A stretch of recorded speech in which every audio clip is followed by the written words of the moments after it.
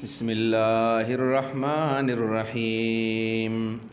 अलिफ लाम मीम अल्लाहु ला इलाहा इल्ला हुवल हय्युल क़य्यूम।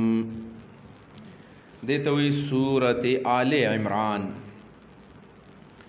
मदनी सूरत दे द सूरतुल अनफाल नबाद नाजिल दे 3 नंबर दे पर तरतीब द क़ुरान के और 89 नंबर दे 89 नंबर यौकम नवी पर तरतीब द नुज़ूल के। अस्मा दी सूरत यो आल इमरान चबदीबानी मशहूर मारूफ दे हदीस के औरत ज़हरा मेले शवे दे इक़रउज़ ज़हरावैन फ़इन्नहुमा यअतियानी यौमल क़ियामति कअन्नहुमा ग़यायतानि औ ग़मामतानि। अलतवत सूरतुज़ ज़हरा वेले शवे दे पड़क वहुन के और दे सर सर प हदीस के औरत त्वय्यबा हम वेले सूरत त्वय्यबा पाक सूरत दे सूरत त्वय्यबा और दे सर सर सूरत अमान वर्त हम वेले शवे दे सूरतुल अमान और सूरतुल इस्तिग़फ़ार वर्त हम वेले शवे दे सूरतुल इस्तिग़फ़ार और सूरत मुजादला क़ुरतबी दा नमूना ज़िक्र करी दी सूरतुल मुजादला यो गट मुजादला दा और दल तो हम दानु मिले शवे दे दी सूरत और द सूरतुल बक़रे मुनासबत और रबत नो कथा सो दी तिलावतम कड़े नो रबत बे ढेर पासान बानी मालूमीगी अगदादा चिदादरी सूरतुन मखकी वेलु शु फातिहा बक़रा आले इमरान नो प सूरतुल फातिहा के दरे डलेवे मुनअमुन अलैहिम मुसलमानान पैगम्बरान नबीन शुहदा स्वालिहीन सिद्दीक़ीन दा गलार खो मंगुवेल चे एहदेना मंग त दिलार वखाया पाद शो दोडल नोरे वे मग़ज़ूबुन अलैहिम औ ज़वालिन नो मग़ज़ूबुन अलैहिम यहूदु औ ज़वालुन द ईसायानु नो प सूरतुल बक़रा के द मग़ज़ूबुन अलैहिम औ द यहूद रद वशो नो प सूरत आल इमरान के वज़ द नस्वारा औ द ज़वालुन रद वशी द बेहतरीन रबत दे द सूरत बक़रा औ द आल इमरान प मेज़ के औ या आसान रबत कवायु न गदादी कि प सूरतुल बक़रा की हम द यौ गुमराह डली ज़िक्र वशो वस पदी किम द यौ गुमराह डली ज़िक्र कीगी कि यौ यहूद दी प बक़रा के ईसायान दी पाल इमरान की और कदारबत पदी ताबीर बने बयाने ची प सूरतुल बक़रा के हम द यौ समावी मज़हब ज़िक्र शवे दे ची बागी के तहारीफ वशवल ढेर ज़्यादा तहरीफुना और पदी के हम द यौ समावी दिन और मज़हब ज़िक्र दे पदी के हम ईसायान से कड़े दे तहरीफ़े कड़े दे आउज़क अल्लाह हुई ची इन्न दीन इंदल्लाहिल इस्लाम दा दुआना मुहर्रफ दीनों ने दी असल दिन आगे दे चागा इस्लाम दे दी सूरत मौजू और द माक़बल सूरत मौजू बेऐन ही यौशान दी तौहीद रिसालत जिहाद व इन्फ़ाक़ दा मौजू द बक़रे मुआ और तौहीद रिसालत जिहाद व इन्फ़ाक़ दर सूरत आल इमरान मज़ामीन दी और दुमरा मज़ीदार तरीक़ा द दुआनो द कुरान करीम दा इबलाग़ दे तरीक़े त गोरा कि पतीर सूरत के यहूद इस्लाह की गई पदे के द ईसायान इस्लाह की गई बस अगर इस्लाहुल यहूद सूरत दे उदा इस्लाह नस्वारा सूरत दे यूरबत दसिम बयान दे कि पतीर सूरत के अगर शुबहात ज़िक्र शु ची यहूद ब इस्लाम ने कवल और दागे जवाब दागे इजाला पदे के अगर शुबहात ज़िक्र की कि ईसायान ब इस्लाम कवल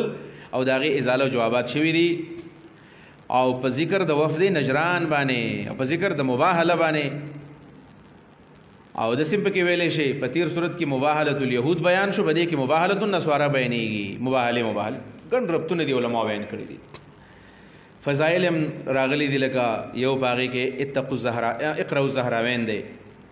यो फज़लत पदे बारक ज़बल वे मगदा दे च रसूलुल्लाह मुबारक फरमाई च तासो आल इमरान और द सूरतुल बक़रा तिलावत का वही ज़का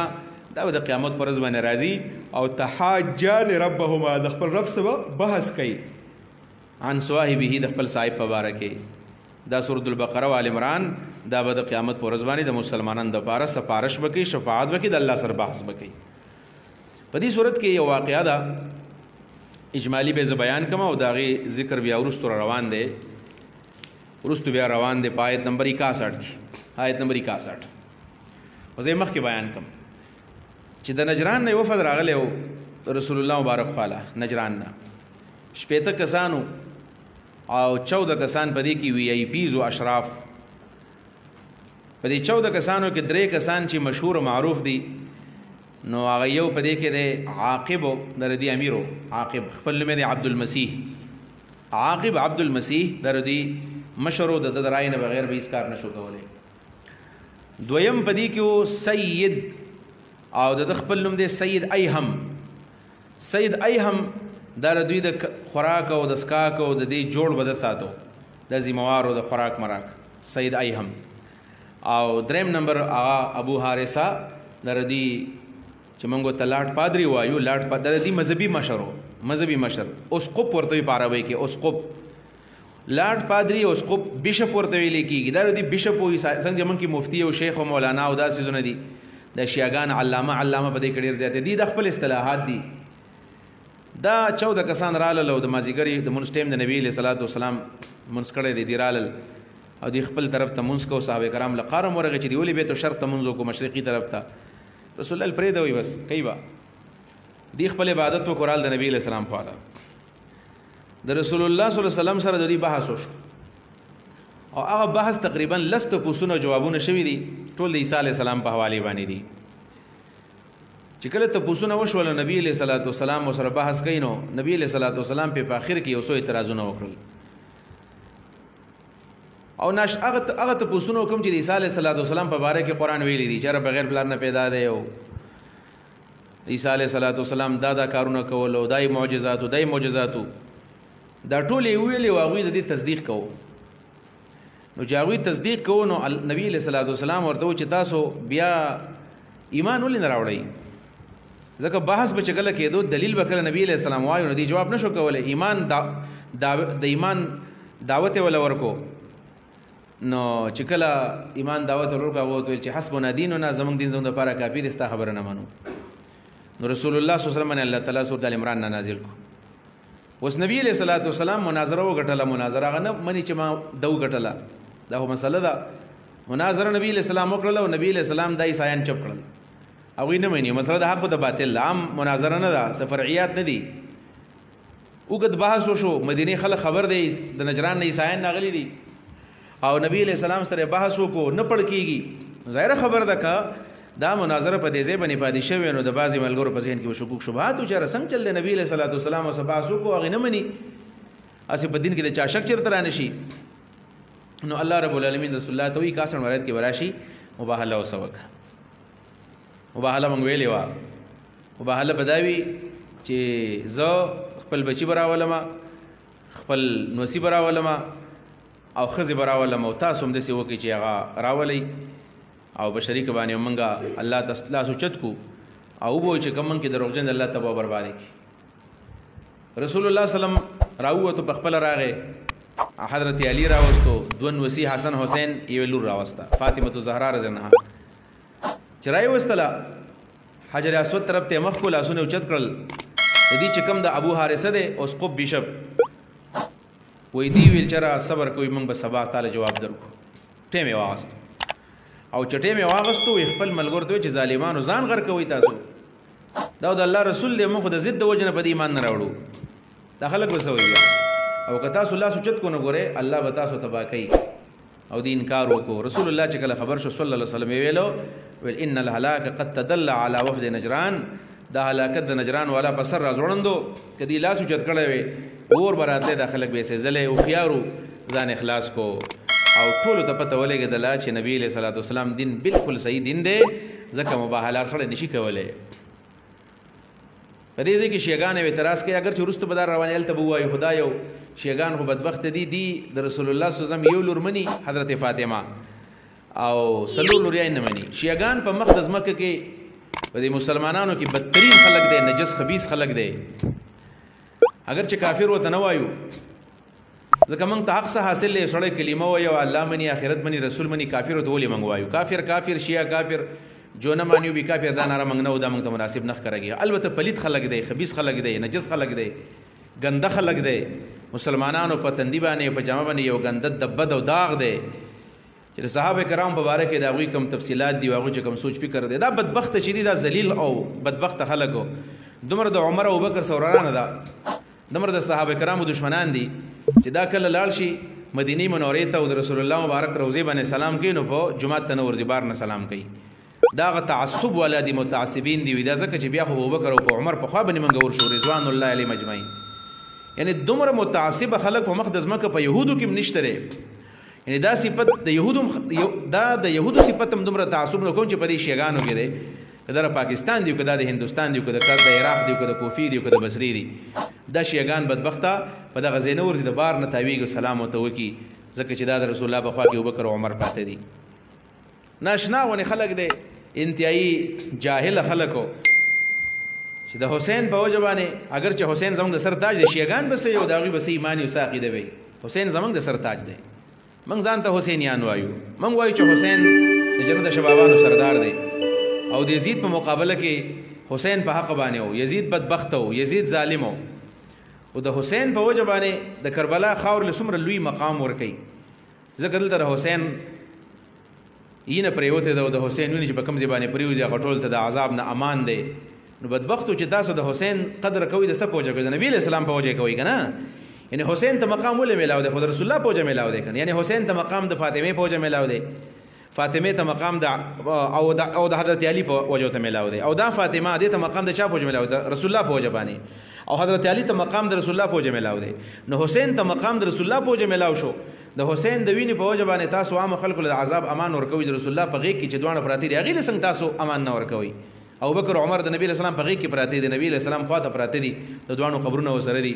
او بدبخت خلک دی ځکه وسره مینه مساتي، نجس خلک دی، پلید خلک دی، صحابه کرام بارک نازیبا خبرې کوي، کنځلې کوي، بد ردی وي، او د خپل خوخي صحابه مني د خپل خوخي،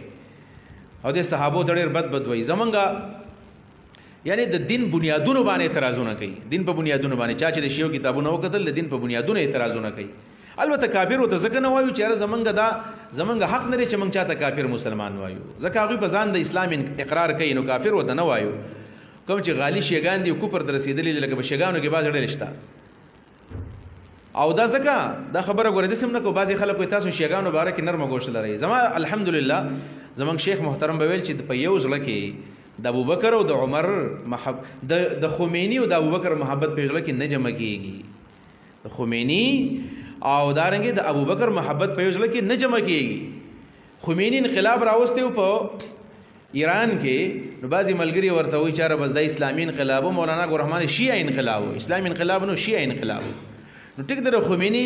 دغه د قابلیت اعتراف به کوو چې قابل سړی و، خو همدغه شان دی د نجسو په شان هغه همدغه شان یو شی و، الله د خپل شان مطابق دغه سره پوه شي. ځکه هغه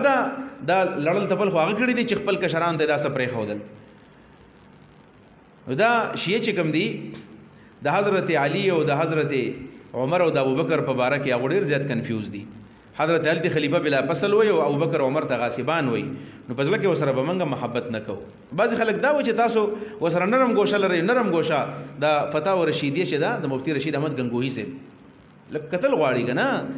فتاوی رشیدیه معتبره فتوا د علماء دیوبند، معتبره فتوا، اگر چې سپاهی صحابه والا د دیوبند تحریک دی او هغوی د آواز کې چې کافر کافر شیعه کافر جو نه مانیو بي کافر، په دې فتوی په ضد خپله کابر راځي. ګورئ ځکه موږ سوچ سمجھ کر خبره کو، جذباتو کې خبره ونه کوو. نو په دې فتاوی رشیدیه کې د هغه نه چا تپوس کوي چې ته شیعو ته مسلمانان وایي کافر، ورته وایي چې بعض لوگ هغه دي چې هغو ته مسلمانان وایي او بعض هغه دي کافر ہوتے ہیں، میں ان میں سے ہوں جو شیعو کو مسلمان مانتے ہیں. خپل باندې وایي زه د هغوی نه یم.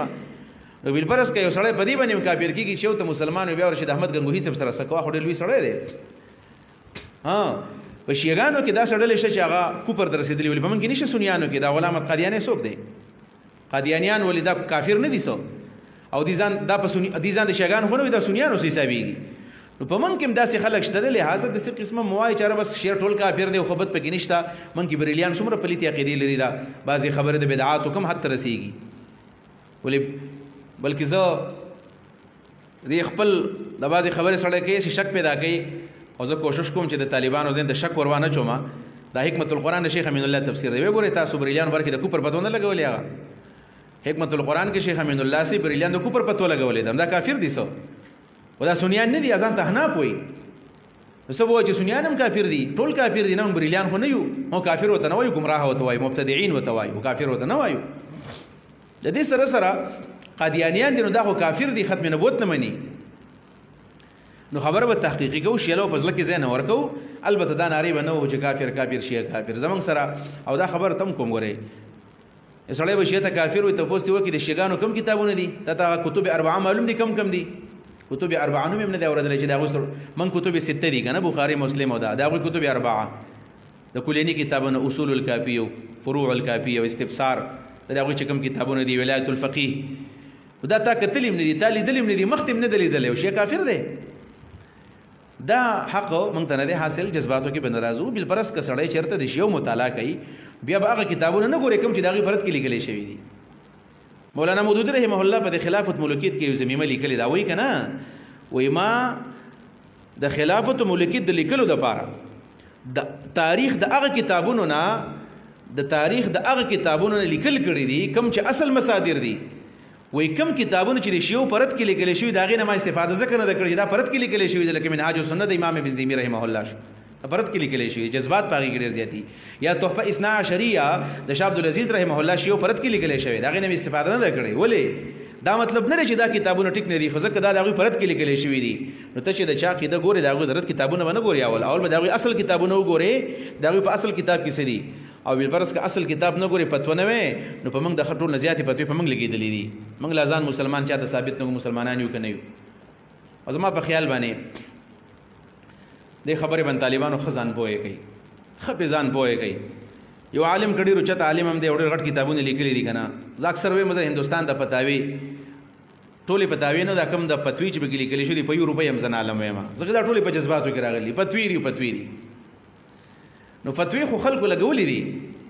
نو فتوو ته به نه ګورو ځکه په دې اهل سنتو کې نه په دې پاکستان او هندوستان کې درته وایم او د پاکستان هندوستان کې چې په یو بل باندې د کفر فتوی لکه په کم تنظیم فتوه نه ده لګېدلې ما ته یې وښایي تاسو په دې پاکستان کې چې کومې فتوی دي د اهل حدیثو جمله 12-14 تنظیمونه د هغوی خپل دي په اهل حدیثو کې هم 12 کې څو فرقې دي یو فرقه هم نه ده سړی چې قرآن او سنت یوازې سړی وایي یاره قرآن او سنت اهل حدیث باندې دا هم غلطه خبره ده څومره فرقې پکې دي جمعیت اهل حدیث پکې شته مرکزي جمعیت پکې شته غربا پکې شته او دارنګه منهاج علی منهاج سلف پکې شته څومره په دې کې فرقې دي په دې وجبانې یو سړی داسې نشي وایي چې اهل حدیث مذهب دا دی ځکه یو خبره کې بلبل کوي دغه شان په علماء دیوبند کې ګوره دیوبندي فرقه ده بریلي طبقه ده تبلیغي جماعت دی او بیا په بریلیانو کې ته تنظیمونه ته ګوره که نه څومره زیات دي څومره زیات اهل سنت په نوم باندې دي څومره فتوی په یو بل باندې لګېدلې دي بې شماره فتوی په دې عوامو ته موږ ښه تسلي ورکوو څومره چې زموږ اورېدونکي دي تسلي ساتئ چې چا کلمه ویله مسلمانان یې او دا د علماو د مولیانو خپل د بانګیانو جنګ دی او چې کله یې مولي صاحب قار ورغلی دی په چا باندې کتاب لیکلی دی او د زړه بړاس یې ایستلی دی دیوبندیان وایي موږ اهل سنت الجماعت یو بلکې هغه وایي عقاید اهل سنت الجماعت علماء دیوبند دغه نوم ځان ته وایي بدل الکل من الکل دي ځان ګڼي چې اهل سنت الجماعت نه دیوبند بدل الکل من الکل دی بل څه پکې نه حسابوي توصیف الرحمن دلی په کتاب لیکلی کیا علماء دیوبند اهل سنت ہیں دی کتاب لیکلی دی وسکه دی سره ځه یو سړی ځان ته بدل الکل من الکل وایي بل لیکي چې کیا علماء دیوبند اهل سنت الجماعت ہیں دا دی وایي نه دي اهل حدیث په کتاب لیکلی دی اوس به سکه دی سره او هغوی پکې غیر مقلدین او حسابوي نو چې دا هم له مسلمانان دي که څوک دي هغه پکې غیر مقلدین نه حسابوي دي پکې دي اهل سنت نه حسابوي نو شیعګان کافر شو دیوبند اهل سنت نه ووتو غیر مقلدین مسلمانان نه دي یهود نصارا مسلمانان بیا نو بیا څوک مسلمانان شو په دې وجه باندې دا کتابونه هسې ګورې خیر دی په دې کې علم اضافه پکې کېږي دا کتابونه ځان له ټول پیدا کوي دا څومره پرد کې لیکلي شوي د چا ټول والی ځان له او هر کتاب وګورئ او د هغې د اصل څه بیا مراجعه وکړئ ویې ګورئ چې پته درته ولګي چې کوم کتاب په کوم نیت باندې لیکلی شوی دی ګوره کله کله دا تعصب نه دی تعصب دا تعصب کله دې حد ته ورسېږي دا مفتی رشید احمد لودیانوي رحمه الله موږ ورته رحمه الله وایو موږ داسې الحمدلله نشته دی چې موږ باندې چا کتاب لیکلی نو موږ یې نه منو مفتی رشید احمد لودیانوي رحمه الله کوم چې احسن الفتاوی لیکلی ده په احسن الفتاوی کې یو جز مستقل مودودی اور تخریب اسلام خندا خلکو له ورځي چې هغه کتاب ته ګوري مودودی اور تخریب اسلام پکې یو مستقل کتاب دی هغه ځانه چاپ کړی دی په دې فتاوی کې شته زما سره پروت دی نو هغه خو چونکې د مولانا مودودي رحمه الله په ضد کې لیکلی دی ګوره لا یجرمنکم شنآن قوم علی الا تعدلوا اعدلوا اقرب للتقوى دا کتاب راوالی نه وګورئ خیر دی چې زما د خبر راته ښکاره شي دود کا دود پانی کا پانی نو هغه چې د مودودي تخریب اسلام ابتدا کوي نو هلته لیکلي دي چې یاره رسول الله فرمایي چې اقتدوا بالذین بعدي ابي بکر و عمر د دې حدیث ته شي څنګه کوي وایي ګوره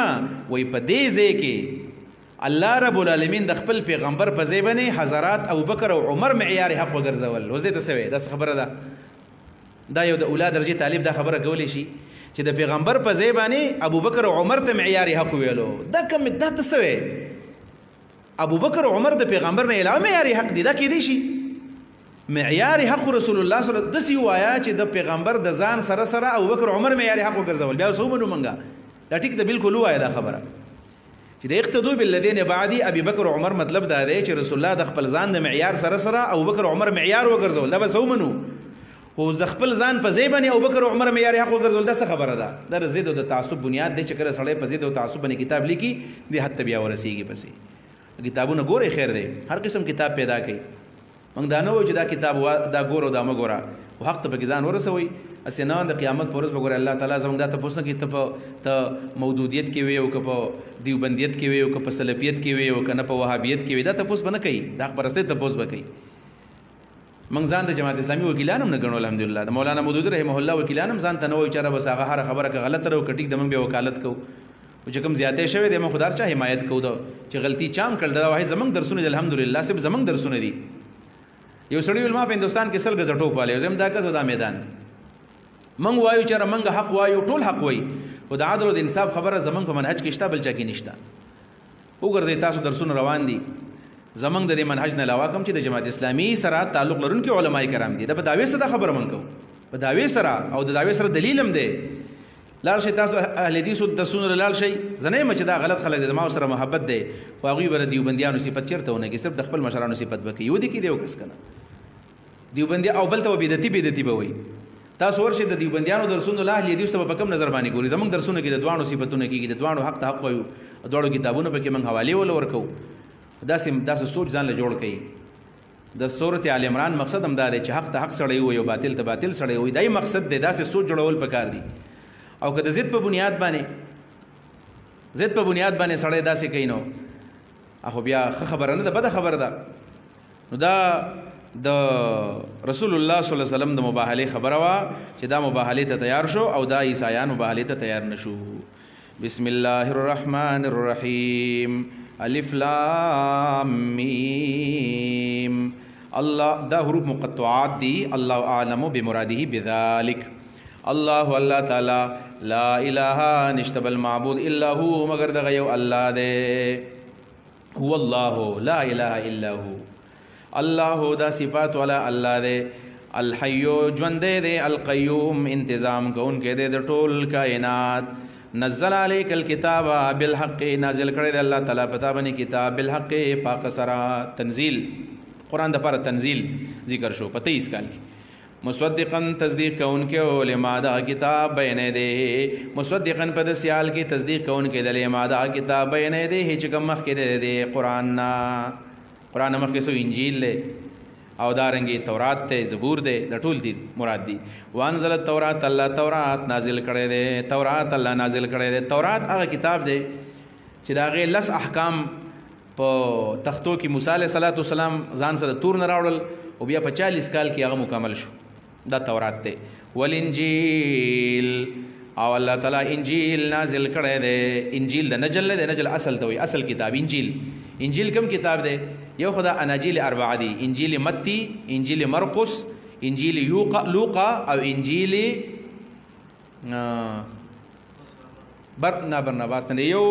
انجیل متی یا متی دی مرقس دی لوقا یوحنا انجیل یوحنا لوقا او مرقس او دارنګي دا کوم انجیل متی دا سلور چې کوم اناجیل دي دا مصنفین لیکلیو دا نه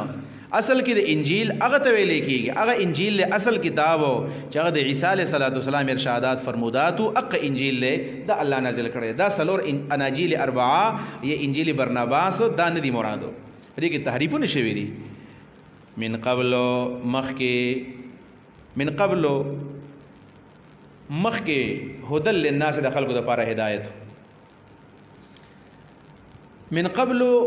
مخکې د چانه د قران نه مخکې من قبل القران هدل للناس په داسې حال کې چې دا هر یو هدایت د خلکو لپاره دا هدن حال د تورات نه یا د انجیل نه بلکې دوانو نه دی هدن په داسې حال کې چې مخکې د قران نه په داسې حال کې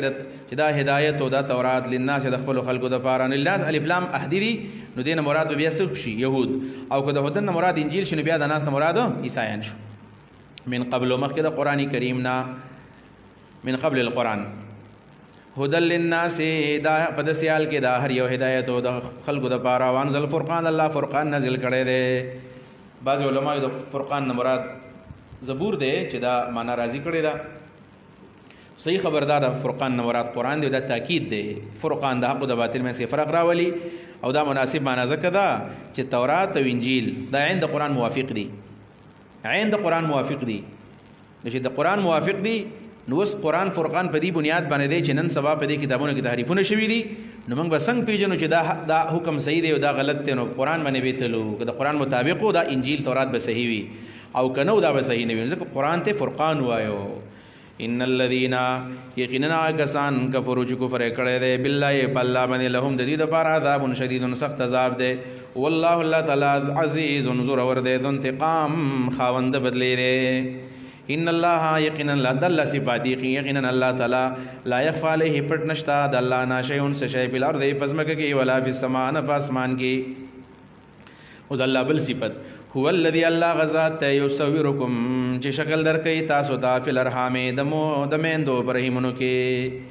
یصورکم شکل درکې تاسو ته تصویر درکې تاسو ته فی الارحام د میندو برهیمونو کې. ماشوم د مور په خېټه کې پیدا کیږي کیف یشاء څنګه چې غواړي مصور الله شو. لہذا دې معلومه ده چې مصور الله شو، مصور مخلوق شو. نو په یو مصور پسې بسړی خان دي نه څوک د یو انسان مذاق نه وړاوي هجرت ته د خپل سر ته استاد غوګونه ته استاد استرګي داسې دي. نو که څوک په انسان پسې خان دي چرته دا انسان چر څنګه دی؟ کدا لیونه دی، کدا روغ دی، کدا ګډ دی، کدا شل دی، کدا غټ دی او کوټه دی، دنګ دی او کچت دی، هر څنګه چې دی قد اور کوټه دی، خیسته دی او که بدرنګ دی. نو لږ په دې باندې سوچ وکړي چې دا زما الله پیدا کړی دی. هغه ته په ښه نظر باندې ګوري. انسان مذاق بنه وړاوي. او حدیث کې راځي چې کله یو انسان وویني چې هغه هغه باندې امتحان دی، هغه بیمار دی، هلته به دعا وي الحمدلله الذي عافاني مما ابتلاك به وفضلني على كثير ممن خلق تفضيلا. دا دعا وایا فورا، دا دعا وایا فورا. د دې لپاره بچا پسې خندا ونه کی. قرآن کریم کې د خزو د پاره ولا نساء من نساء عسى څنګه ته عسى ان يكن خيرا منهن چې خزه شاید دینه غوري. نو په دې خزو کې دا شډیر زیاتی خنداګانی په یو بل شډیر زیاتی کوي خپلانه او خاص کر دا زنانه بدبخت چې کله د بچی د پاره رښتې لزی نو بچای به داسي د لاس نه وسوک نه نالي نمره به بد شکلې بدرنګ وي او ګرځي باو جنکی بوله ګوري او چې هغه کله لاړ شي نو ابي لور نکی ځان دو و زمونږ استاد ویلو لوسپنه سپلې به پخپوکړي هغه وسپنه به ورستی کړي او چې لاړ شي ور بهونه کتاب سو یاره مخه خنه شو پوزه د سی و غوګونه د سی و خله د سی و بزویل مونکلو زماده سي نو خخه نو دا زنانو پس خنداګانی کله ګناه ده دروغ مو آیا دروغ ولې وای سړی. نو یو سویرکم الله تصویر د کی تاسو لا فل ارحامه پرهیمونو د میندو کې کیف یشا څنګه جو غړی لا اله نشته بل معبود الله مگر د الله دی العزیز ورور دی الحکیم حکمت والا دی. الله زورورم دی حکمت مشتا په کوم حکمت چې انسان پیدا کړي. والذي الله غزاد ته انزل عليك الكتاب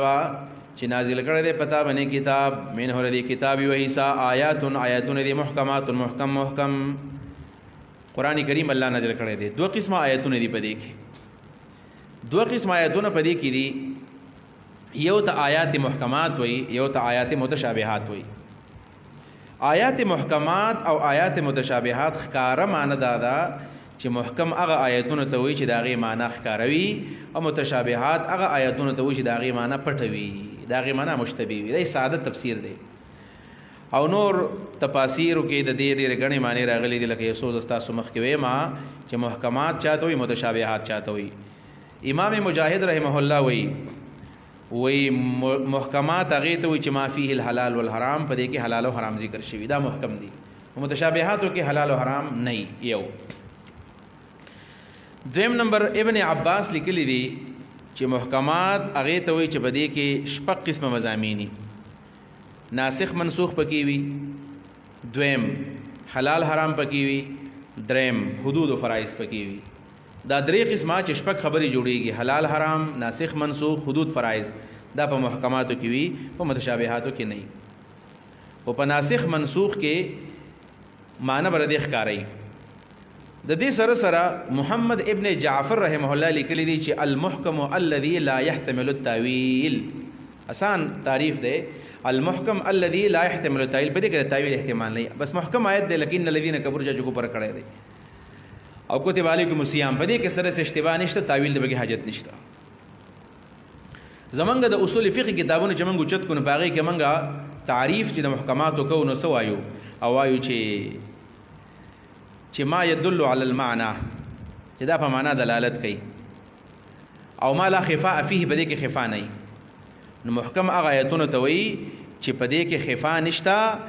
او دا په معنا او په مراد باندې دلالت کوي ما يدل على المعنى والمراد ظهورا لکه موږ وایو کنه متقابلات په اصول فقه کې وایو ظاهر نص مفسر محکم خفي مشکل مجمل متشابه ظاهر نص مفسر محکم دا محکمات دي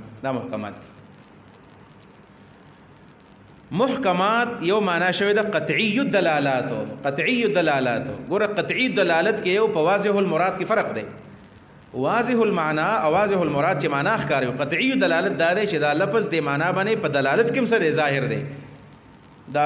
د محکمات تعریفونه دي مختلف کتابونو کړی دي متشابهات څه ته وایي متشابهات دو قسم دي یو هغه دي چې هغه حروف متشابهات دي لکه الف لام میم وغیرہ کم دی صورتونو په ابتدا کې راغلي دي او یو هغه دي چې هغه آیات متشابهات دي نو آیات متشابهات چې باغ کې د الله صفات ذکر شي لکه ید الله تعالی د عیسی علیه السلام پیدا شو الله په عرش باندې استوا وکړه دا دي نو دا دوه قسم دي د دې تعریفونه دا شوی دي چې متشابهات او مجملات ته ویل کیږي خفي مشکل مجمل متشابه دا ټول دا مجملات دا په متشابهاتو کې راځي ابن عباس معنا کړل منسوخ آیتونه متشابهاتو حصہ جوړي منسوخ او ما يحتاج الى التاويل بس چې تاویل ته محتاجي ناغه متشابهات او چې تاویل ته محتاج نه متشابهات نه او یو معنا امام مالک کړل چې ما يكون علمه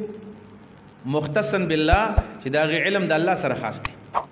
دې په معنا باندې والله پويږي دا په معنا باندې والله پويږي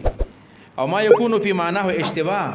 در متشابه او تعریف بل عالم کړی دی ما يكون په معنا اشتباه په معنا کې اشتباه پرته ای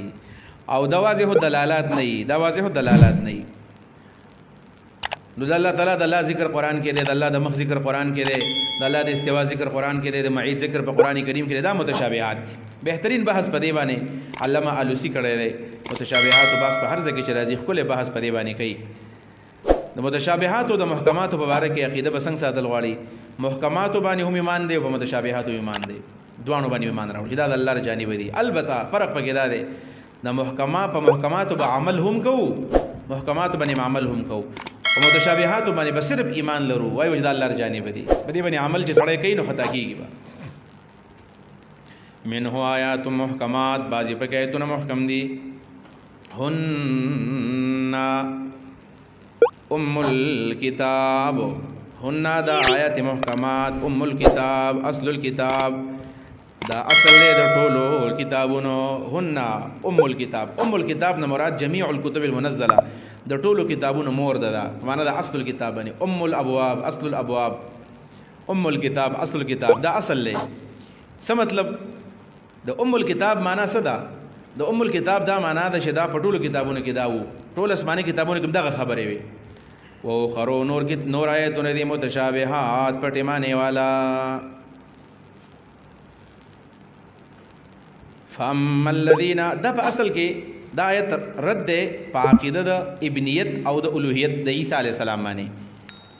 څنګه لکه عیسی علی السلام څنګه بغیر د پلار نه پیدا شو بس دا د الله تعالی کار دی نو د دې عقیدې نه استدلال کول د عیسی علی السلام په الوهیت باندې یعنی عیسی علی السلام بغیر د پلار نه پیدا شو نو یو دغه لپاره د ابنیت دعوه کول چې پلار یې نشته نو الله یې پلار دی دا د متشابهات استدلال دی او یا دا چې بغیر د پلار نه پیدا شو نو که پلار نشته دا بیا الله دی نو دا ځاله د متشابهات نه استدلال کول شو فاما الذين پسرجا کسان دي فی قلوبهم زیغون چې دا غوي په زړونو کې کوګواله دی فیتبعون نو دوی تابعداري کوي ما دا غي آیاتونو تشابه چې متشابه دي منه د قران نا ولی د سکارولې کوي ابتغاء الفتنه د پاره د لټولو د شرک او د فساد لټي ابتغاء تعویل د پاره د لټولو د غلط تعویل جایز دی او غلط تعویل حرام دی نور تعویل بخامه کوي مخکې به دې من خبره کړې وره تعویل نه مفر نشتا ابتغاء تعویله او د پاره د لټولو د حقیقت د دی یا دا معنا کا تعویل حقیقت خو نشي ته معلومه ولی حقیقت معلومه یعنی حقیقت دار د متشابهاتو حقیقت نه معلومیږي. څنګه به سړی معلومي؟ یو مسله راواله استوا مسله راواله څنګه حقیقت معلومه؟ د ید مسله راواله څنګه حقیقت معلومه؟ که د ید په باره کې دی چې د الله تعالی د پر الله شته او د دې خپل حقيقي معنی موږ مراد اخلو او کما یلوق بشانه نو بیا هم تعویل کې کنه. یعنی لاس شتنو د لاس اصل حقیقت څه دی؟ حقیقت دار چې د غوښې نه جوړي ها پاغي کې ګوتی پاغي د پاسه وختي دغه د پاسه سرمنی په لاس باندې خلک کارونه کوي نو دای حقيقي معنی ده. نو کته وی چې د الله د پر الله شته کما یلوق بشانه نو بیا هم دغه حقيقي معنی بیا هم پرې دی. بیګه خبره کنه کله لا سړی وي چې زی معنا حقيقي علم او کما یلوق بشانه تعویل نکوما تفویض کوما بس بیا هم پدې کې دغه مسله ده چې لاس خو به پیرو منی کنه نو چې ومني بیا به پرې دی اول به ومني بیا به پرې دی تعویلن به پرې دی د الله د پردې لاس تشتا او کم کسان د ید معنا قدرت کې هم تعویل دی نو تعویل نه سړی خلاصې دی نشو لہذا حقیقت الله ته وسپاره دی معنا ده او یا د تعویل مراد غلط تعویل دی او ابتغاء د پاره د لټولو تعویل هی د حقیقت د آیتونو یا د پاره د لټولو د غلط تعویل و ما یعلم تعویله او نه پویږي په تعویل د دې باندې الا الله مگر الله په پویږي. د تعویل هی او معنا تحریف هم شوی دا چې و ابتغاء التعویل معنا و ابتغاء التحریف دا تحریف کې اصله په قران کریم کې نو په نه پویږي. و ما یعلم تعویله او نه پویږي په تعویل او په تفسیر په حقيقي معنا د دې باندې الا الله مگر الله په پویږي. د دې متشابهاتو په حقيقي معنا باندې الله پویږي. دا راجح معنا د جعت په دې زبانی وو او دا وقف عبد الله بن مسعود وی چې په الله باندې وقف دی. ما يعلم تعویله الا الله تعویل باندې صرف الله پویږي. د متشابهات او حقیقت د الله نه بغیر څوک نه پویږي. دا راجح معنا دا چې عت په دې زبانی وکاو. دا ابن مسعود مو یو دا حضرت عائشہ و یو دا حسن بصری نقل لې بعد شو الراسخون فی العلم دا ځان له جمله دا مستقل مستانف ځان له جمله دا والراسخون فی العلم یقولون نو عالمان په نه پویږي. عالم خو هغه چاته نه و چې پر څه پویږي. عالم هغه چاته نه و چې پر څه پویږي. ابل ورځ ما یو پروګرام چارته یو کلیپ را لګلی و دی پیښور کې یو مولوی صاحب نو هغه انلاین دارالقضاء او دارالفتاء چلی نو چاته ته پوسټ کړی دی چې په دې وخت کې لکه صحیح خلک کم دی په حق باندې کم خلک دی. نو هغه ته چې بس په دې وخت کې حق علماء دیوبند دي نو ټیک خبره کړه علماء دیوبند په حق دي خاص دا خبره کومه نو دلایل هغه ویل چې دا په دلیل خبره وکړو. دلیل یې څه ویل؟ دلیل دا دی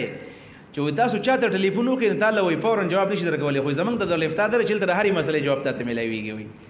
ته چې تاسو وکړو ته به د هرې مسلې جواب ملایويږي. موږ داسې نه و چې سبا ولا جواب درکما او ته به ته وکنه زکه ته خلکو له جواب فورا وکړي. دا څنګه غب شپ دی چې ته به د هرې مسلې جواب د سیاسان ورکي. دا دین د سیاسان دی چې د پر سبا نه پويږي بیا به وهل خورینو. والراسخون فی العلم او راسخ په علم کې جور عالمان او سوي یقولون وی آمنا به من ایمان راولې په دې باندې حقیقت نه پويګو. کل من عند ربنا ټول زموږ د رب د جانب دی. کدا متشابهات دي که محکمات دي. وما يذكر الا اولو الالباب او نصیحت نالی مگر خاوندان د عقل. دا راجح معنا ده. دویم دلته تفسیر بلم دی چې د امام مجاهد رحمه الله او دا د ابن عباس شاګرد دارای د ابن عباس د اصل کې چاغوی وی چې دا والراسخون فی العلم دا په ما قبل حکم کې داخل لی په دې باندې وقف نه دی. ادسې وی چې ما يعلم تعویله الا الله والراسخون فی العلم په دې باندې وقف کوي چې د حقیقت باندې نه پويږي مگر الله په پويږي. وراسخون فی العلم به هم پويږي. راسخون فی العلم به هم پويږي. وراسخون فی العلم دا یو رائے ده خدای رائے کمزوري ده ځکه راسخون فی العلم په متشابهات نشي پویدلې. څوک د صوفیان وی چې اصحاب الکشف په دی باندې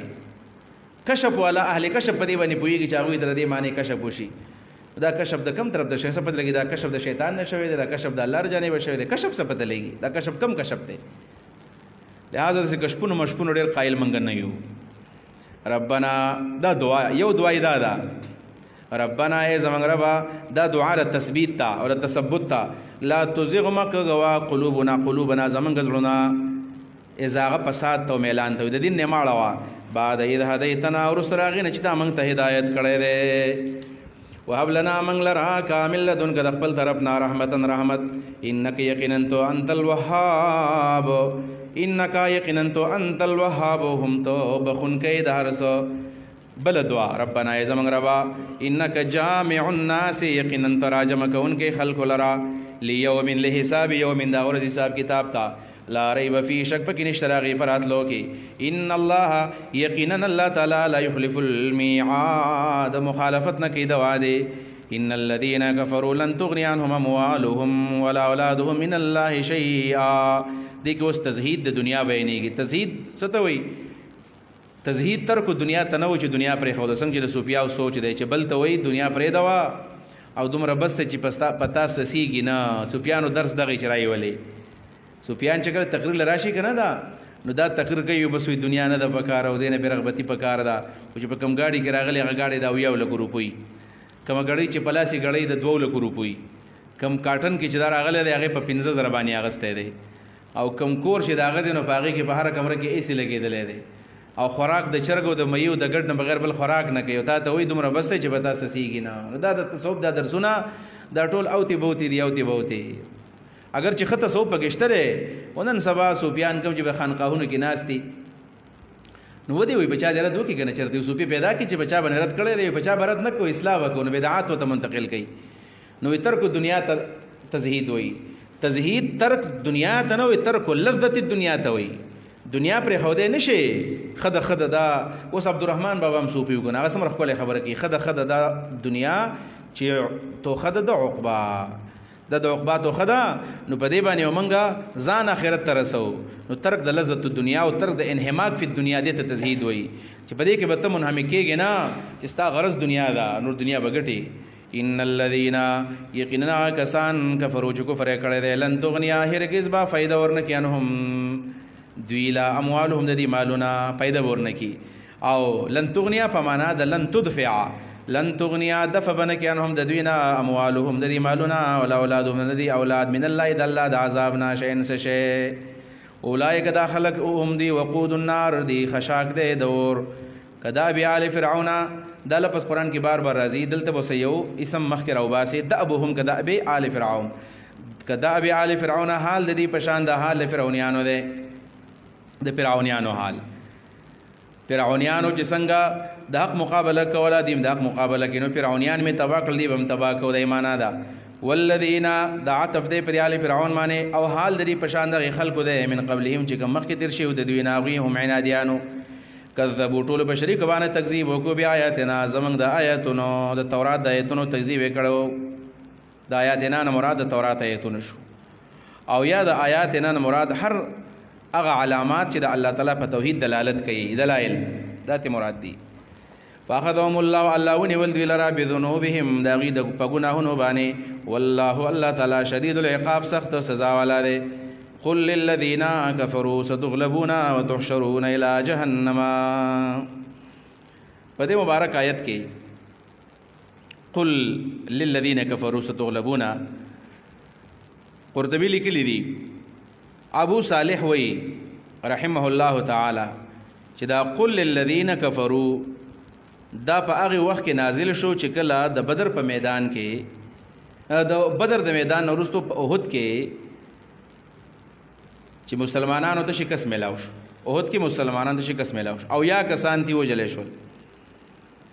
او دا يهود ډیر زیات خوشاله او ډیر په طبيعت کې او حتی چې کعب ابن اشرف چې کوم يهودي دی دا يهودي بدبخته د بدر په جنگ کې هم چې کم کسان دا وجلې شي نو دا تلو او په مکه کې د چا چې بچي وجلې شي نو دا غوي ته به دا مرسي ویلې او جړاګانې به کولې او د احد جنگ چې کله وشو نو بیا د يهود نبی له سلام ته ویلو چې تا په اصل کې د دسې خلکو خلاف جنگ وکړو چې دا غوي په جنگ کې ست تجربه او ایکسپیرینس نشته کته زمنګ سچرته مخ د شولینو لا عرفتا تا ته پته وایي چې کیف قتالونه زمنګ جنگ څنګه دی دا ډېر چې خوشاله شول نو الله رب العالمین آیت راولېګو چې تاسو کله مرازین ان شاء الله تعالی تاسو به بیلې پیغمبر مقابله کولای نشي نورال په پنځم کال باندې فصلورم کال باندې چرال بنو نذیر اغم نبی له سلام وزغلول او په پنځم کال باندې بیا بنو قریظه اغه مزغلول او په اوم کال باندې بیا د خیبر نه مزغلول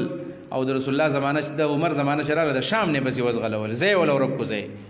نو قلوا آیا للذین کفروا دی یهودو تا دی کفارو تا لی کتابو تا دا اهل کتاب یادی ستغلبون ازر دی چې تاسو به مغلوب کړی شئ وتحشرون راجمع به کړی شئ الی جهنم جهنم تا وبئس المهاد او ناکاره ځای دی د اوسېدو دا جهنم. او بیا ورته وایي چې تاسو به وایي چې څنګه به دا جنګ تاسو ګټئ تاسو خو لګئ ویل بدر جنگ ته ګوري په بدر کې څنګه ډیرو لږ شکست ورکو. قد كان لكم في آية في فئتين التقتا فئة تقاتل في سبيل الله وأخرى كافرة يرونهم مثليهم رأي العين. دا قد كان لكم دا لكم خطاب یا مسلمانانو ترې د پاره د تشجيع چې مسلمانان نورم ډاډه شي. او ظاهر دا چې دا خطاب يهودو ته دی هغه دا چې دی خوشاله شي ویل تاسو به زمونږ سره مقابله کوئ موږ به د شکست درکو. نو الله ورته وایي ستاسو لپاره خو عبرت شته په دې دوو ډلو کې چې هغوی جنګ کړی او 313 کسانو 900 کسانو له 950 لی شکست ورکړو 1000 ته نږدې. نو تاسو هم شکست وخورئ که نه. قد کان لکم یقینا شته ستاسو لپاره ای یهودو یا ای مسلمانانو آیة عبرت که دا یهودو ته خطاب شي او کدا مسلمانان د شي نو آیت نخا او نصیحت فی فئتین په دوه ډلو کې التقطا چې هغوی مخامخ شول د بدر په میدان کې 313 کسان مسلمانانو کفار هغه 1950 فئة تقاتل فی سبیل الله وی ډلې جنګ کو د الله په لار کې و اخرى کافرة او بل ډله کافره وا يرونهم مثليهم رأي العين يرونهم لدل دی مسلمانانو کافرانو لرا مثليهم دوچن خپل یا دوچن داوی دوانه معنی وکا. يرونهم لدل دی مسلمانانو دی کافرانو لرا یا گنل دی مسلمانانو دی کفارو لرا مثليهم دوچن خپل. مسلمانان 313 چې د ځان دوچن کتل نسو بشي 313 دونی 626 نو 626 ښکارېدل یا دا معنا وکا يرونهم لدل دی مسلمانانو کافران مثلهم دو چند داوی 950 ضرب 2 مثلهم داوی دو چند هغه 950 وکنو نو په 2 کې به ضرب وکړو شو ها 1900 شول. نو لیدل هغوی 1900 نو یی 600 لیدل که د ځان دو چند شي یی 1900 لیدل که د هغوی دو چند شي دی معنا ده. رأی العین په ظاهري نظر کې یو معنا دو معنی مې وکړلې که ستاسو خیالي د آیت 3 معنی دي. یو دا چې يرونه ضمیر راجع که مسلمانانو ته او په مثلی او هم ضمیر راجع د کافرو ته. په مثلیهم کې بنا بر تفسیر اول هم ضمیر راجع د مسلمانانو ته دا معنا شو لیدل د مسلمانانو کافران د ځان دوچن 600 لیدل. دویم يرونه ضمیر راجع د هم مسلمانانو ته هم ضمیر راجع د کفارو ته مثلیهم کې هم ضمیر بیا راجع د کافرانو ته. نو لیدل د مسلمانانو کافران مثلیهم دوچن داغوی یعنی 1900 لیدل دا شو. دریم پکې دا ده چې يرون ضمیر دا راجع د کفارو ته او هم ضمیر راجع د مسلمانانو ته. نو يرون لیدل د کفارو هم دا مسلمانان مثلیهم د ځان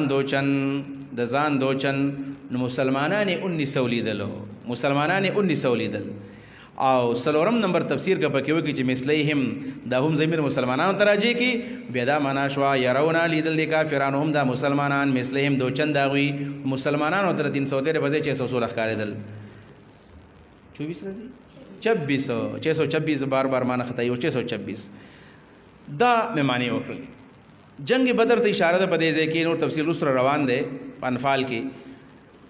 مسلمانانو د کفارو مینس کې د بدر په میدان باندې جنگ شوی دی. مسلمانان 313 دي کفار 950 دي. د مسلمانانو سره خان او یادي د هغوی سره 200 دي 70 د مسلمانانو سره 200 د هغوی سره. د مسلمانانو سره اسونه 2 او د هغوی سره اسونه 100 د فرق دی 200. د مسلمانانو سره زغری شپږ وي او توري وسره اته وي 313 کسانو سره صرف اته کسانو سره توري دي. دا 305 کسان چې دي هغه د قشانی 305 نو دا اته سره توري دي او شپږ زغری دي او 2 سونه او یا خانو او الله رب العالمین دوی له کامیابی ورکړل او جنگ یې وګټو. په دې آیت کې راجح معنا خدا دا چې قد کان لکم آیتون کې چې يرون کې ضمیر راجع شي مسلمانانو ته او هم ضمیر کفارو ته راجع شي. دا راجح معنا ده لیدل د مسلمانانو د کفارو لرا مثلهم دوچن خپل یا دوچن داغوي دلته کم از کم که دوچن خپل یو که دوچن داغوي وي خو معلومه دا شوه چې دا ورته لږ کړدل که ډېر ښکارېدل ودی که یخ یی لږ ورته ښکارېدل که ډېر ورته ښکارېدل ډېر ښکارېدل ورته خو تا سورت انفال له واړه یو آیت نمبر 44 انفال آیت نمبر 4 الته خبره بیا بدل ده هغه خبره داسې ده وَإِذْ يُرِيكُمُوهُمْ إِذِ الْتَقَيْتُمْ بِأَعْيُنِكُمْ قَلِيلًا وَإِذَا وَقْتِ يَدْعُلُ قَابِلَ يُرِيكُمْ چَ اللہ خودلیو تاسو تا هم دا کافران کلا اذ التقیتم کل جتاسو میلاو شوی فی اعینکم ستاسو پسترو کی قلیلا لگو نو که ضمیر مسلمانان تراجی شي لګو تخکار شو او مسلمانان ويقللكم او تاسو لخکار کړي وي فی اعینهم داغي پسترو کې نه دوی معنی هم نه جوړیږي تاسو هغه ته لګو یا هغه تاسو ته لګو دې سمانا شولا نو دلته کې معنی دا چې قبل الالتحام او د مخامخ کېدو نه مخکې الله رب العالمین یو بل ته کم ښکارا کړل یو تفسیری دا قبل الالتحام یو بل ته کم ښکارا کړل د دې لپاره چې یو بل باندې ورشي اسنه یو بل نه ونه ریږي خو چې کله بیا جنگ شروع شو التحام شروع شو بیا و تډیر ښکارا کړل یو تډیر ښکار دل ولې ځکه وېسل پاپړو له یو لوړ پوري سل پاپړ یو لوړ هغه دار چې کله جنگ شروع شو او مسلمانانو په تور باندې هغه وهل نو بیا وته یو کس وهل او لس کسان وهل یو شانی لہذا پاول کې لخ کار شوی دی ورسته وته بیا ډیر ښکارا کړی دي او بعض علما دا بل شن تعبیر کوي چې پاول کې وته ډیر ښکارا کړی دي او ورسته ورته بیا لخ کارا کړی دا ولې دې وسه حکمت ناول وته ډیر په دیو ځبانه ښکارا کړل چې امتحان پې کو امتحان او جنگ خدای د امتحان د پاره لیمیز الله الخبيث من طيب الله بخبل باندې ولي دغه آیت څخه چکل تړي نو بیا اول ډیر ښکارا شوی دی لیمیز الله الخبيث او ورسته ورته بیا لخ کارا کړی در سره پر د تشجيع د پاره دا تعبیر ډیر مناسب دی چاول او ډیر ښکارا کړل د سره پر د پاره د امتحان که څوک پکې د سراغلی چې تختی را تختی چې په ټیم لاړ شي چې بیا ورته جنگ نه خرابوي او تلال شي و تختی لکه څنګه چې طالوت خپل ملګری وازمل او بیا ورسته د بهادری د پاره چې دا خوري لګ دی بیا د لخ کارا کړل نو ډیر وته لخ کارې دلو دا شو حقیقت دا تعبیر مناسب کاری چې پاول غړي ښکار شي دا چې کله سړی چا سره مقابله کوي په اول کې لګ یریږي چېرې د دې سړی کوي او مې دا به زور به سمره ډیر به کلک وي او لس وته بیا شل ښکار کېږي شل نو ډیر دې سره مقابله وکي بیا الله تعالی لکړل والله تعالی یؤید مضبوطی بنصری په خپل مدد باندې منا اوسوږي شاو چې غواړي مسلمانانه مضبوط کړل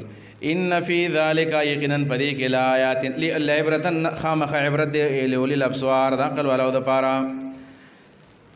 اوس جنگ سوک نشي کوله سوک چې د دنیا په مینه کې ورشي مال دولت کله کله رکاوټ جوړیږي الله وی زوین للناس وس تذلیل د دنیا دی زوینا خیسه کله شوی د للناس خلق ته حب الشهوات شهوات مستر دی په مراد مفعول باندې مشتهیات حب الشهوات خیسه شوی دی خلق ته محبت د شهوات او د مشتهیات پس کې چې خون خلق ته ملایويږي شهوات او محبت خیسه شوی دی د مشتهیات او محبت خلقو ته خسته شوی دی دغه پر خلق باغی دلچسپي والی د څه دي شهوات څه دي من النساء خزي دي د خلقو خزي خوخي والبنين زامن خوخي والقناطير المقنطره او مالونه جمع کړل شوی من الذهب سرزر والفضه سپینزر والخيل المسومه او دارنګ اسونه ټاپدار مسومه معنا خيستا والخيل المسومه خيستا سونه خيستا یا ټاپي والا چې باغې نه خلګېدلې و کم اسبه چې جنگ وګټو هغه باندې به خاص نه خلګېدلې و ولنعام ساروي الحرث فصل د قصیزونه مشتهیات خزي په دې ټولو کې ذکر کړلې ولې دا ذکر کړلې ځکه چې رسول الله فرمایي ما ترکت بعد فتنه اشد على الرجال من النساء رسول الله زمانہ پس کومې فتنې دي خطرناک فتنه د خزو دانو خزي مقدم کړلې حقیقت کې فتنه روامه فتنې د خزو نه جوړيږي عامه فتنې د خزو نه جوړيږي به ځامن پس ورسته ذکر کړل د واده نه پس د خلکو بیا بچي خوخي او په بچو کې خلکو ځامن دې لپاره ملاتړ زماوي والقناطير المقنطره او مال دا غدري سيزونه دي نو خزه دا بچي دی مال دی هر انسان زما د خزم خي بچي هم جوړيري او مال دې زما سره دا درې سيزونه چې شي دا آبادي او دا چې د چانې نو دا آباد نه وي. اوس دا قناطیر مقنطره مالونه څو قسمه دي؟ 3 قسمه مال ذکر کو. 3 قسمه مال کم کم من الذهب سره زر والفضه او سپین زر. نو دا د دینه د تاجرانو مال مراد دی. د ناس نه مراد بیا چې د قناطیر مقنطره نه سره او سپین مراد شي او د ناس نه مراد بیا تاجران شو چې تاجرانو د سره او سپینو سره مینه ډیره زیاته. دویم نمبر دی والخیل المسومه. نو اسونه د چای دا د افسرانو وي، د افسران مراد دي. اسونه د افسرانو سبا گاڑی دي، گاڑی د افسرانو سره، وزیر اعظم سره، بچانو سره. ولنعام ساروی. نو ساروی د چای د باندې چانو اهل البوادي. باندې چان مالدار سره په باندې چانو کې دي چې ګډ ډيري بيزي ډيري غواګان ډيري زیاتی. ولنعام او انعام څه شه ده؟ انعام ول هر فصل د چا ده؟ فصل د عام او اهل القرى. د عام خلکو فصل خو چې پټي میډيري عام د کلو خلکو دین اهل القرى مراد دي. نو دا نساء او زامن دا خو د ټولو خلکو د پاره امام قرطبي وی اما النساء والبنين فتنه للجميع. دا ټول د پاره فتنه ده. خدا نور چې دي ذهب او سپین زر د تاجرانو د پاره فتنه ده او خیل مسومه د افسرانو د پاره، انعام د باندې چانو د پاره او هر دامو کلیوال د پاره فتنه ده. د معنا شو خزي په فتنو کې وای ځکه ذکر کړل مخکې چې د خزو په وجه باندې قطع الرحم راځي، صله رحمي خلق پری دي. اکثر د خزي بسر باندې خلق خپل مور پری دي، مور او پلار د خزي بسر باندې پری دي، خويندې پری دي او د خزو د پاره خلق مال لا جمع کوي چې خزه می خوشاله وساتما، حلال حرام پرخ پکې نه کوي. ذالک متاع الحیات الدنیا. ذالک د ټول درجه دا سامان دی د دنیوي ژوند. والله الله تعالی اندو د الله سره حسن المآب. خزه د ورتلو قناطیر جمع د قنطار وا. قنطار مال کثیر ته وای. د مال کثیر څخه تعداد معلوم نه دی چې هر څومره وي. وبه ابن کعب سلوقی دې ته ویل کېږي مال کثیر. درهمونه او دی او کار سدي. قل وایا ورتاونه به کومه ز خبر کم تاسو لرا به خیر من ذالکم په یو خشی باندې د دینه په غوړه باندې للذین دا هغه خلکو د پاره دي شتره دا خلکو د پاره تقوا چې ریدلی دي د الله نه عند ربهم اتقوا چې تقوا اختیار کړی دا ریدلی د الله تقوا دار د پاره چرته وي عند ربهم د دې درب سرا هغه سری جنات باغونه دي تجری چې جلیږي با من تحت حالان دي دا غینه هارونه هرونه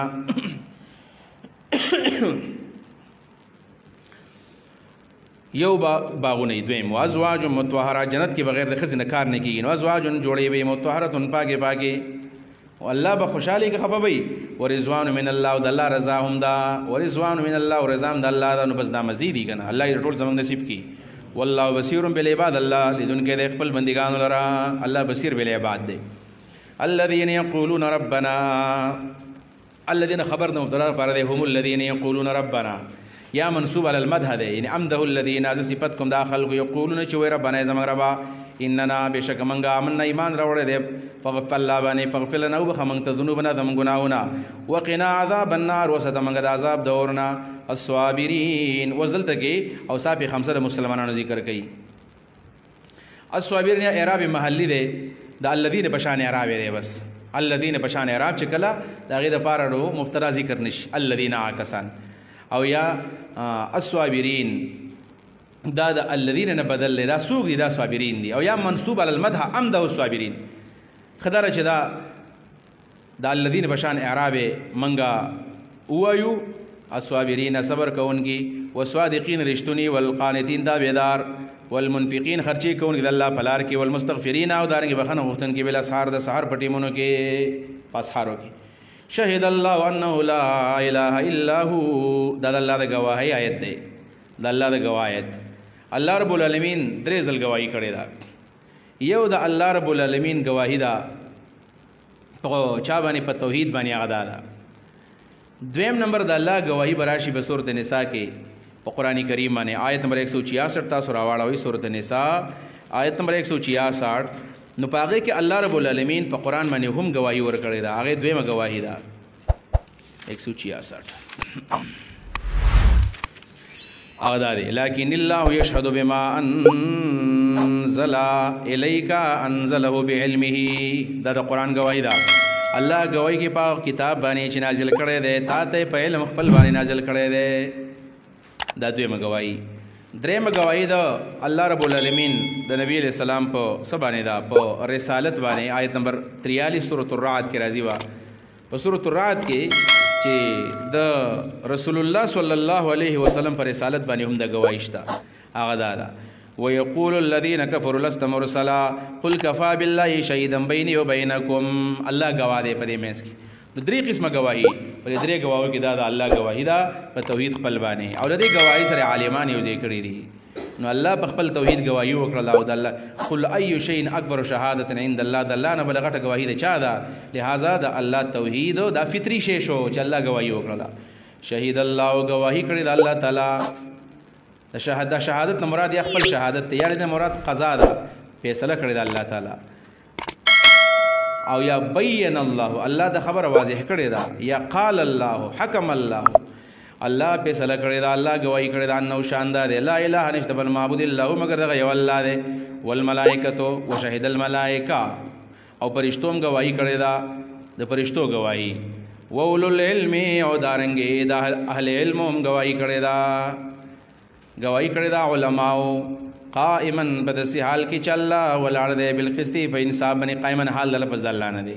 او یا قائما د هر حال والا بدسی حال کې الله په انصاف گواہی کړی دا، فرشتو په انصاف کړل، علماء په انصاف باندې کړی دا. امام قرطبی دا آیت د علم په فضیلت باندې دال دی، عبارت النص دی. ځکه چې الله رب العالمین د خپل ځان د گواہی سره د فرشتو او د علماء گواہی ملګری کړل. او دا علم کم علم دی او دا عالم کم عالم دی. نو په انما یخشى الله کې به وضاحت کوو. او دا هغه دی چې عالم بالله هم دی، عالم بالله، او عالم بامر الله هم دی. عالم بالله، عالم بامر الله چاته وایي؟ چې الله هم پیژني او عمل هم کوي. با عمل عالم. لا اله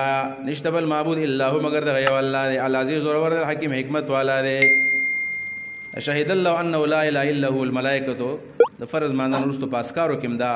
راغلی دی چې صحابه کرامو به دا پاسکارو کې شامل وو. سړی کله فرض موضوع کې ډېر اسکار دي، سار ماښام سبا مسا کې به سړی وایي امسینا وامس الملک د ماښام، اصبحنا واصبح الملک لله والحمد لله لا شریک له لا اله الا هو الیه النشور. د سارو د ماښام ځان اللهم انت ربي لا اله انت خلقتني وانا عبدك انا على عهدك. دا اسکار نو د فرض مانځنه پس اللهم انت سلام انک سلام راغلی دی، اللهم اعینی علی ذکرک و شکرک راغلی دی، او دا رنګ دام راغلی دی. دا شهید الله ان الدین عند الله الاسلام، یقینا د ژوند د تیرولو ښایسته طریقه عند الله د الله په نسبت باندې اسلام او اسلام دی. که سړی دین دلته د قانون په معنا دی، د ژوند د تیرولو طریقه سړی به څنګه ژوند تیروي؟ اسلام دی عمل کوي. ومختلف الذین، اختلاف نه کړی هغه کسان اوتل الکتاب چې کتاب ته ملاو شوی دی، الا مگر من بعد ما ورسته راغی نه جاءهم العلم، چې راغلی د هغوی ته علم. نو ولې کو د علم نه پس بغیم بینهم، د وجې د ضد نه په خپل منځ کې ضد یو. ومن یکفر بآیات الله، سوچ انکار وکړي د الله د آیتونو نه، فاولئک سریع الحساب، بین الله بشک الله تعالی سریع الحساب زر حساب والا دی. فإن حاجوک، په دې کې طرق دعوت ذکر کړي چې دعوت به څنګه ورکړي، داسې ورکوه. فإن حاجوک، کدی جګړه کوي ستا سره بحث دسه کوي، فقل وایه ورته اسلمت وجهي لله، ما خو تابع کړی دی خپل ځان الله ته، اخلصت عبادت لله، خپل عبادت الله دپاره کومه. مطلب دا چې ته زما په قبر کې نه سملی، ستا په قبر کې نه سملم، زما عبادت ته به زما طریقه ټیک ده. ومن، او هغه څوک هم تابع دي د الله، اتبعنی چې زما تابعدار دی، زما صحابه هم د الله تابعدار دي. وقل وایه للذین، کسانو ته اوتو الکتاب چې کتاب ورته ملاو شوی دی، والأمیین، انپړو ته مو وایه، امیین منسوب الی دا څوک دي؟ الذین لا کتاب لهم، عربو. اسلمت، ایمان راوړی دی که نه دی راوړی؟ استفهام تقریر دی، یعنی اسلمو. اهل کتابو ته مو وایي چې ایمان راوړئ، مکې مشرکانو ته مو وایي چې ایمان راوړئ، امیانو ته ووایئ. فإن اسلموا، که د اسلام راوړو، فقد اهتدوا، دوی په سمه لار باندې روان شول. وإن تولوا، که دوی مخ واړو، فلا باس علیک، په تا باندې ګناه نشته. ولې؟ فإنما ان یقینا علیک، په تا باندې البلاغ و تبلیغ دی. والله، الله تعالی بصیر بالعباد، خپل بندګانو ته ګوري نه. ان الذين يكفرون بآيات الله، د تشجید په دعوت کې چې ګوره دعوت په ډاډه انداز باندې ورکوه، چا نېرېږه مه چې خبره ته حق ښکاره شوله بیا شپ شپ مه کوه، چې خبره ته حق ښکاره شوله نو بیا جوخ ودرېږه په هغې باندې. دا زموږ د دعوت سستیم دا کمی دی چې د حق خبره موږ چاته نشو کولی. موږ ځان ته وایو چې موږ حق پرسته خلک یو، زموږ دعوت صحیح دعوت دی، د امت د اتحاد، د اقامت دین، دا په هر ځای کې وایه، چا نه مه شرمېږه. دا تبلیغ والا ته ستاسو خیال یې که نه، دا شپږ خبرې یادې کړي په هر ځای کې کوي، ستا کور کې ښځو ته هم کوي، جماعت کې مولوی صاحب تم کوي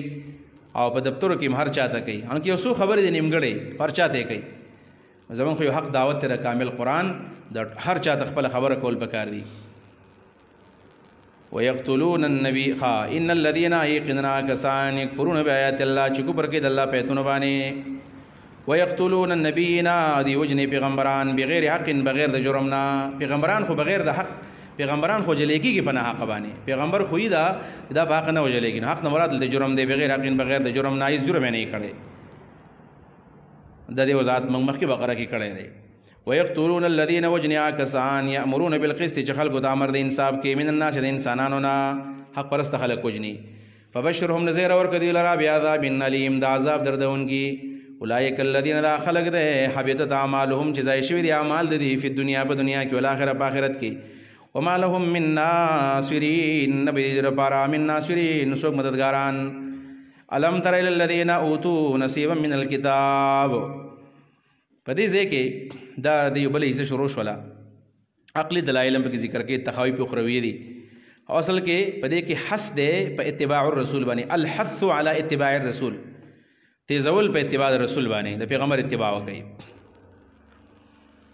او سره د عیسی علی السلام په عبدیت باندې بدلایل ذکر کړي شای نزول داسې ده چې رسول الله صلی الله علیه وسلم یو ورځ صحابه کرام سره لاړو بیت المدراس ته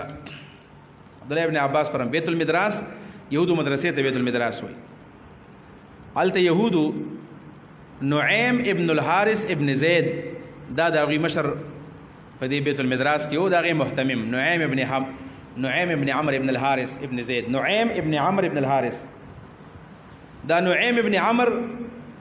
دا ردی مشر دی او سره حارث ابن زید دو کسان دي رسول الله صلی الله علیه وسلم لاړو دی نعیم ابن عمرو او دی حارث ابن زید رسولان ته پوسو کو چې علی ای دین انت یا محمد صلی الله علیه وسلم په کوم دین معنی ناغه ورته ویل چې انا علی ملت ابراهیم زه په ملت ابراهیمی باندې یم وې دی ورته ویل چې ان ابراهیم کان يهودي یا چې ابراهیم علیه السلام خو يهودي او ته خو يهودي نه ته ځان دی يهودي نه رسول الله وتل دروغ وای ما کان ابراهیم يهودي ولا نصرانيه ابراهیم علیه السلام نه يهودي نه عیسایو هغه ویل نو ویل حلم ویل بالتورات لا شه تورات راوړې ما ته وخای نو انکار کو فابیا او انکار کو فنظرت هذه الايه الم تر الذين اوتوا نصيبا من الكتاب قرطبی دلی کلی دي په دې ځکه به حنیف سے یو نقطه ویلا چې الم تر الذين اوتوا نصيبا من الكتاب نصيبا دا تنوین په دې کې تقلیل لپاره دی و د دې الذين اوتوا نصيبا من الكتاب دا د يهود علماء بارک راځي او زمنګ د قرآن کریم او د نبی علیہ السلام په امت کې د عالمانو صفت راځي علما انما یخشى الله من عباد العلماء اهل العلم اوتوا العلم الدا راځي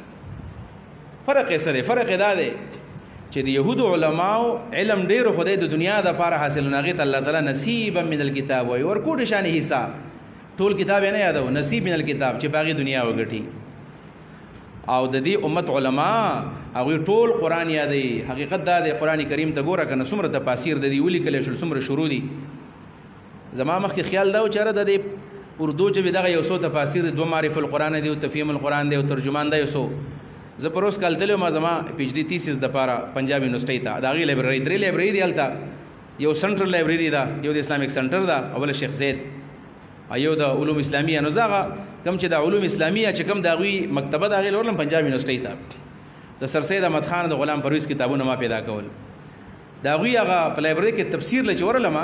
تفسیر لا نو ما د څه تفاسیر ولیدل چې ما یې نه موردل او نه می چرته لیدلی یعنی تقریبا 50 پته باندې خبره شوې ده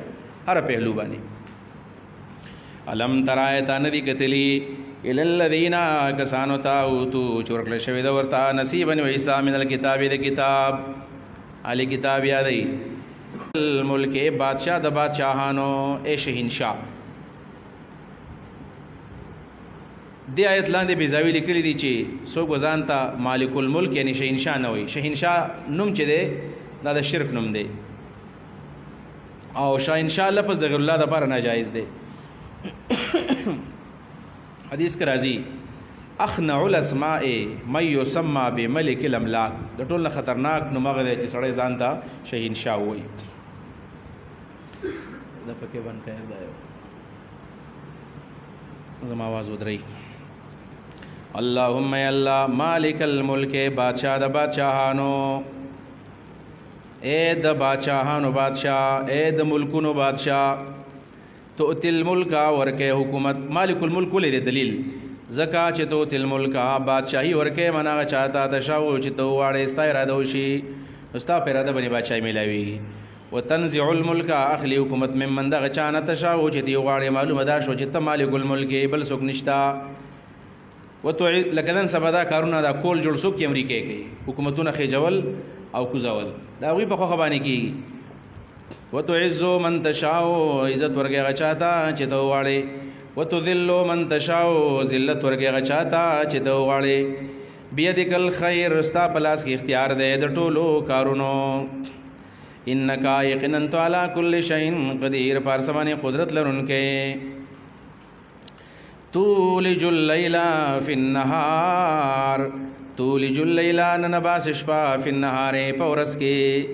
یعنی شپه راشي ورځ ختم شي شپه کور نه نباسي وتولج النهار ورنباس شپه ورځ په النهار په لیل پشپ کې کله شپې کله ورځي وتخرج الحي او باسي ژوندې من الميت د مړینا وتخرج الميت او باسي مړې من الحي د ژوندینا شپه ورځ خو معلومه ده مړې په ژوندې کې ژوندې په مړې کې څنګه د دینه څنګه راوځي یو حاصل معنی خدا دا مجازي چې د مشرک نه موحد پیدا کې او د موحد نه مشرک پیدا کې کافر نه مسلمان مسلمان نه کافر او ظاهر معنی دا دا ژوندې د مړی نه څنګه پیدا کې انډ مړه دا چرګوړې ته پیدا شي دا ژوندې د مړی نه پیدا شو دویم نمبر دا دی چې اډو کې دی او زړې دی دا پزماکه کې سړی خخ کې دا غینه تیغ راوخیږي ژوندې د مړی کجورو دا پدې کډو کې پیدا شي دا دی او یا چرګ دا غینه انډ پیدا شي ای ژوندې نه مړی پیدا شو دا زمنګ د پاره یو قسم د امید یو کرن دی چې را مسلمان لوا چرته مایوسی نه یې پکار چېرې مایوسی د بلګې دا با سوچ فکر کوي د اخوان المسلمون په باره کې د عبدالغفار عزیز سے یو تقریر کې خبره کوله چې کله په اخوانیانو باندې حالات ډېر سخت شول او مصر کې مسلسل مایوسیانې او مسلسل د هغوی ملګري جیلون ته تلل د هغوی مشرانو خپل کارکنانو ته دا تعلیم ورکو چې تاسو سار ماښام په اسکارو کې دا دعا شامل کړئ قل اللهم مالک الملک تؤتی الملک من تشاء وتولج الليل في النهار وتولج النهار في الليل دا یو قسم په دې کې امید یو کرنم دی اول د الله نه سوال کول دی الله ته خپل صفات وسیله کول دی وترزق رزق ورکې مرغه چاته د شاو چې غواړي بغیر حساب بي ګمانا لا يتخذ المؤمنون ندني سي مسلمانان الکافرین کفار لرا دته موالات معادات وي چې مسلمان به ولا برا کوي ولا د خپل ملګرو سره برا د دشمن نه ندني سي مسلمانان کفار لرا اولیاء دوستان کافر دوست کینا من دون المؤمنین سوا د مسلمانانو نه مسلمان دوست مسلمانی ومن يفعل ذلك چا چې دا کار وکړو فليس نشته نه دی دا من الله د الله په دین کې نه دی دا د الله د دین نه فی شیء پیس یو حصہ کې د الله په دین کې په یو حصہ باندې نه دروغ وایي ټول الا ان تتقوا منهم تقاتا مگر دا چې تاسو ځان بچ کې دوی نه په ځان بچ کول سره ځان ته بچ کړئ د کفارو نه ځان ساتي الا ان تتقوا دا استثناء منقطع ده چې د دین ځان وساتئ مستثنا د مستثنا منه جنس نه ده الا ان تتقوا منهم تقاتا مگر ځان بچ کئ د لکن په معنا شو الا بیا لکن ان تتقوا منهم تقاتا چې بچ کئ ځان منهم د دینه تقاتا په ځان بچ کول سره دویم کدا استثناء متصل شي بیا به څه معنا شي بیا به دا معنا شي چې کله ضرورت ده د یری د وجه د هغه سه ولایت بیا جایز ده یریږي دی تا وجنی تا ته نقصان درکې ستا بدن ته نقصان درکې وجنی دی مال د نه لینو بیا ظاهر کې د هغه سه دوستانه کولې شي الا ان تتقوا مگر دا چیرېږي تاسو منهم داغینه توقاتن پیرېدو سره لہذا داسې بم نه کې چې مسلمان ته چاله ورځه په کافر کلک دیو کړی دی جنگ وسره کوا نه جنگ وسره نه کې بیا به تیریږي ته دوستانه وسره کې په دې ځای کې امام رازی رحم الله عبارت ته هغه ته ویم ودایا استثناء منقطع د معنا مې وکړل یا متصله د داغه معنا مشوله چې دلته کې مراد ده نه یره ده ان تتقو چې ریګي تاسو من داغه توقاتن پیریدو سره بیا اوس دوستانه کول شي. استثناء منقطع معنا هم دا وکړه چې مگر ځان بچ کې داغه دوستانه نه مکوي وسره. او د استثناء متصل معنا دا ده چې مگر ک تاسو یریږي ان تتقو یریږي منهم داغه توقاتن پیریدو سره بیا سره ظاهري ولایتو کول شي. او په اخر کې بیا راضي وي فاما ما يرجع ضرره الى الغير دا کستا بدن ته ضرر نو بیا اوس دوستانه کوا او کدا غي ضرر غیر تر رسیدو کل قتل والزنا وغصب الاموال والشهاده بالزور وقذف المحصنات واطلاع الكفار على عورات المسلمين فذلك غیر جائز. بالبرس کا پتا بني بل سړی وجو پتا بني زنا کولا د خلکو د پیسې پټولې د دروغ گواهی د باندې کولا پاکو خو باندې الزام لګو دا غوی د پر جاسوسي وانه غری بیا به نه کې در دې آیت لاندې وای ناراضي الا ان تتقوا منهم تقاتا د دین صرف او صرف دا مراد دی چې کته یریږي دا غوینا په ظاهر کې خیر دی دا غوی سره بیا دښمنی مکوا دا غوی سره غوی ته بیا بدمعشی مکو خپل وخت روا لکه الا من اکره وقلبه مطمئن بالایمان کی چرازی وا ويحذركم الله نفسه والله يرى تاسو د خپل ځان نه د ځان نه مطلب د خپل عذاب نه د خپل عذاب نه ان عذابي ویل الله المصير دی الله توا بصیرا قل وای ورته ان تخفو کتا سو پټ وساتای ما سو فی صدورکم چې پسینو کېم دی او تبدو یخکار کوي علم الله الله عالم دی باغی باندې ويعلم الله عالم دی ما فغسبانی فی السماوات چې پسمانونو کې دی او ما غسو فی الارض چې پسمګه کې دی والله الله تعالی علی کل شیء پر سبانی قدیر قدرت لرون کې دی. یوم پاورز باندې دا تخفیف اخروی دی تجدو ابممی کل نفس هر انسان کل نفس پایل تجدو دے ما جزا داغی عمل عملت چې کوم عمل کړی دی داغی بدله به تخکار شي محضرن من خیرن کاغنیک عمل له محضرن بالکل حاضر هر انسان با خپل عمل که خیر دی او غره دی داغی جزا به مکمل ویني حاضر وي وما هغه عمل چې کړی دی من سوء بد عمل ګناه او متحاضری من سوء محضر دې سمرا واسا تودو غواړي بدا نفس تودو معنا تودو نه کل نفس لو ارمان ان بینها چې پمن د دې پمن د دې نفس کې و بینه پمن د دې ورځ د آخرت کې بین هاین بین النفس و بینه معنا بین یوم القیامه ارمان چې د نفس پمنس کې او د دې ورځ پمنس کې امدن بعیدا مزلری چې زاړو د دې سره ملاو شوی نه ويحذركم الله نفس الله تاسو یری د خپل ځان نه د خپل عذاب نه والله تعالی رؤوف شفقت کوونکی دی بل عباد په خپل بندګانو باندې ویل